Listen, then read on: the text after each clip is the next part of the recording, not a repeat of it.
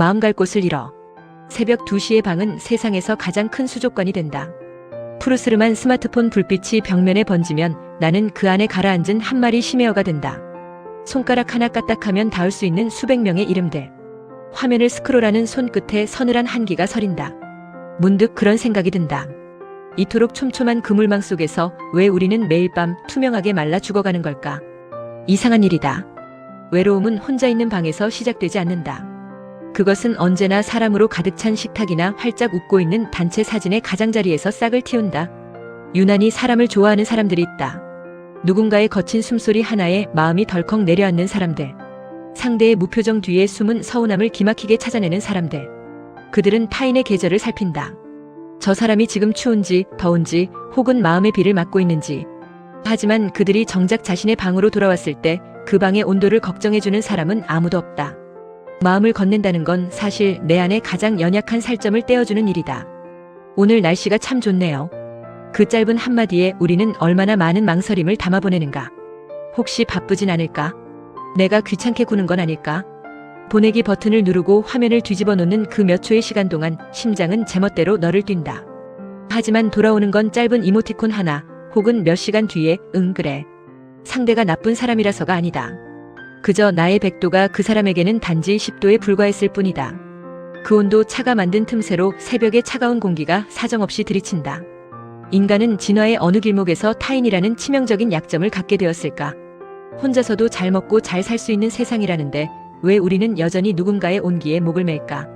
아마도 우리는 아주 오래전부터 서로의 등을 맞대지 않으면 얼어 죽는 밤을 건너왔기 때문일 것이다. 문제는 이제 그 밤이 끝났는데도 우리 마음은 여전히 거친 들판을 헤매고 있다는 점이다. 가장 깊은 고독은 내가 누군가를 간절히 원하고 있다는 사실을 들켰을 때 찾아온다. 거울 속에 내가 너무 초라해서 차마 눈을 마주치지 못하는 그런 밤에 외면받은 마음의 상처. 혼자서만 물을 주는 정원은 결국 썩어버린다. 아무리 예쁜 꽃을 피우고 싶어도 땅이 받아들이지 못하면 물은 고여서 고름이 된다. 사람을 좋아하는 이들의 비극은 자꾸만 물뿌리개를 들고 서성인다는 점이다. 그 사람의 사소한 취향을 기억한다. 어떤 가수를 좋아하는지, 비 오는 날에는 어떤 음식을 찾는지, 심지어 지나가듯 뱉은 요즘 좀 지치네 라는 말 한마디를 밤새도록 품고 앓는다. 그리고는 정작 자신이 무너져 내릴 때에는 입을 꼭 닫아버린다. 나는 괜찮아. 신경 쓰지 마. 그 말은 사실 제발 내 안을 좀 들여다봐 달라는 가장 절박한 신호인데도 그렇게 눈치가 빠른 사람들이 왜 정작 관계의 파국 앞에서는 눈을 감아버릴까? 그것은 인정하고 싶지 않기 때문이다. 내가 이만큼 무게를 두고 있는 관계가 저 사람에게는 언제든 털어버릴 수 있는 먼지 같다는 사실을. 불 꺼진 거실에 가만히 앉아있으면 낮 동안 나누었던 대화들이 환청처럼 귓가를 감돈다.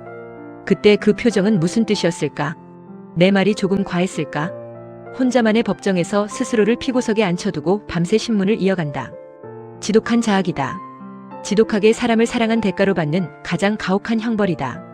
언젠가 여럿이 모인 술자리에서 크게 웃다가 문득 숨이 턱 막힌 적이 있다.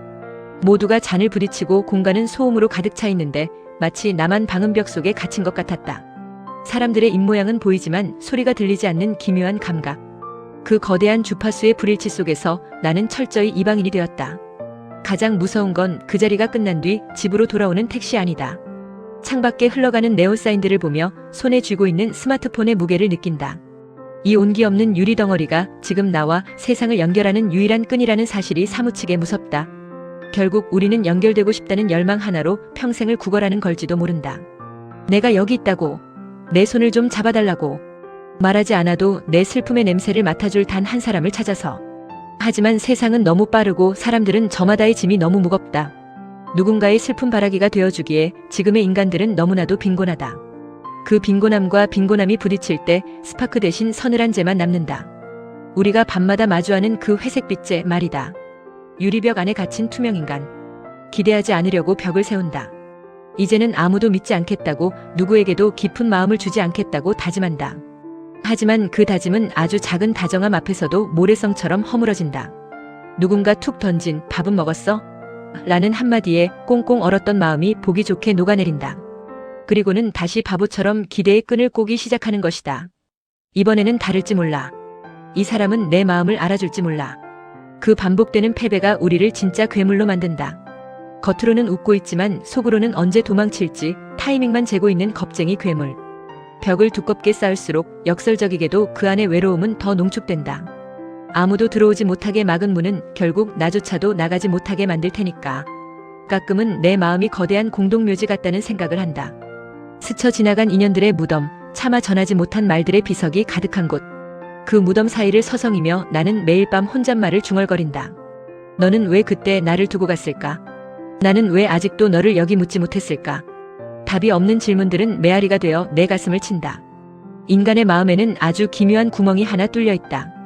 그 구멍은 아무리 많은 돈을 집어넣어도 어떤 화려한 성취를 채워넣어도 메워지지 않는다. 오직 타인의 시선, 타인의 온기, 타인의 순수한 이해만이 그 구멍을 잠시 메울 수 있다. 그래서 우리는 그 짧은 찰나의 순간을 위해 평생을 바친다. 마치 마약 같다. 한번 그 연결의 황홀경을 맛본 이들은 그것이 사라진 뒤의 금단 증상을 견디지 못한다. 더 깊은 심연으로 추락할 것을 알면서도 자꾸만 타인의 입술 끝을 바라보는 이유가 여기 있다. 새벽 4시. 이제는 세상이 정말로 고요해지는 시간이다. 이 시간에 깨어있는 사람들은 모두 비슷한 냄새를 풍긴다. 결핍의 냄새, 혹은 누군가를 갈구하다 지쳐버린 마른 살가죽의 냄새. 이 넓은 도시 아래 수만 개의 방마다 나와 같은 불빛들이 켜져 있을 것이다. 우리는 각자의 섬에 갇힌 채 서로를 향해 조난 신호를 보내고 있는 걸지도 모른다. 하지만 그 신호들은 공중에서 무력하게 엇갈려 결국 누구에게도 닿지 못한 채 소멸한다. 그 소멸의 흔적이 바로 우리가 느끼는 밤의 무게다. 지독한 갈증, 마르지 않는 고독. 사람을 좋아한다는 건 내 마음의 가장 중요한 자리를 통째로 내어주는 일이다. 그 자리에 그 사람의 의자를 놓고 그 사람이 오기만을 하염없이 기다리는 일이다.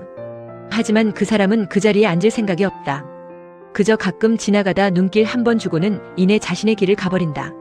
주인 없는 의자만 덩그러니 남은 방에서 나는 홀로 먼지를 털어낸다. 내가 지키고 있는 이 자리가 사실은 아무 의미도 없다는 것을 알면서도 손에서 걸레를 놓지 못한다. 그것마저 놓아버리면 정말로 내가 사라져버릴 것 같아서. 가장 비참한 건 그 사람이 원망스럽지도 않다는 점이다. 그 사람은 잘못이 없다. 나를 속인 적도 없고 가혹하게 버린 적도 없다. 그저 나와 그 사람의 마음의 궤적이 달랐을 뿐이다. 나는 직선으로 그 사람을 향해 달렸고 그 사람은 완만한 곡선을 그리며 나를 스쳐 지나갔을 뿐이다.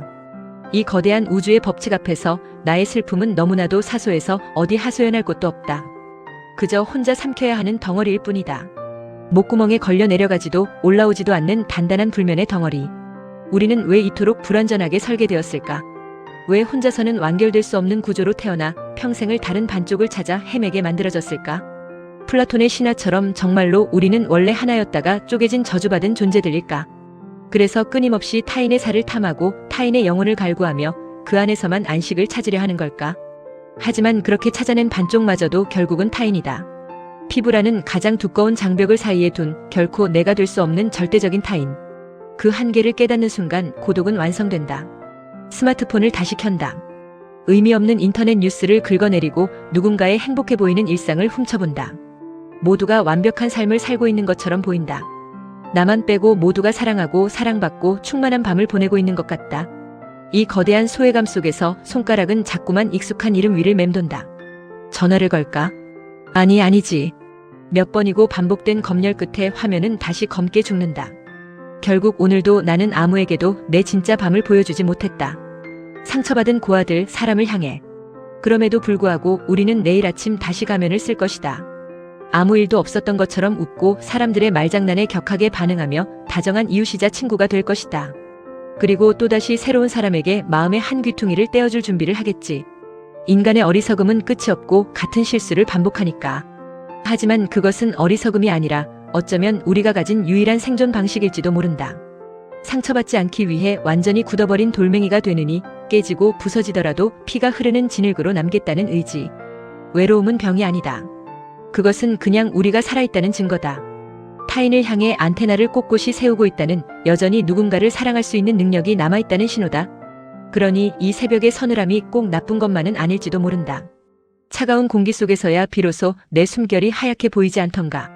내가 지금 얼마나 뜨거운 숨을 쉬고 있는지, 얼마나 간절하게 세상을 향해 뿜어내고 있는지 이 고독의 밤이 아니면 언제 확인하겠는가. 누군가를 오래 품고 있는 사람은 그만큼 마음의 평수가 넓은 사람이다. 그 넓은 평수에 자꾸만 찬바람이 드는 건 아직 그 공간을 채울 진짜 주인을 만나지 못했기 때문일 뿐이다. 그 주인이 내가 될지 혹은 아주 먼 길을 돌아올 타인이 될지는 알 수 없다. 중요한 건 여전히 내 안에는 누군가를 위한 자리가 비어있다는 사실이다. 비어있음은 결핍이 아니라 가능성이다. 그 가능성의 무게가 너무 무거워 오늘 밤 조금 앓는 것뿐이다. 방 안의 푸른 빛이 조금씩 옅어진다. 창밖 어디선가 아침을 여는 첫 차의 시동 소리가 들려온다.